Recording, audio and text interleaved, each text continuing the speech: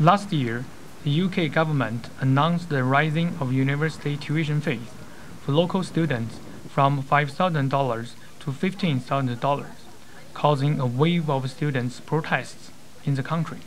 I'm very heavily against the tuition fee rise, but unfortunately, even though it's frustrating, it's frustrating that the protests didn't work. The protests weren't ever going to work.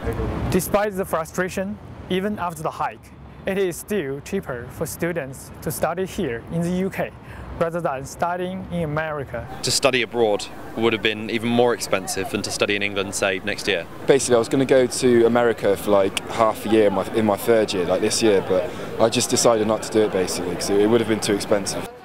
There are colleges in the UK that are comparable to the best American universities. The University of Sheffield is an example.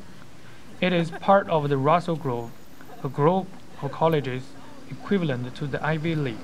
The cost to study here for an American student would be $21,000. In comparison, Columbia in New York costs $43,000 for an undergraduate, meaning Sheffield is half the cost of Columbia. The uni seemed to offer the sort of things and opportunities I was hoping for, and it seemed to be a pretty prestigious university name, so it seems to tick all the boxes really.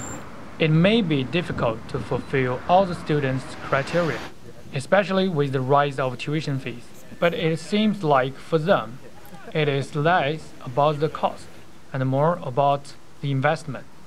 Chen Yan, reporting for NBC News.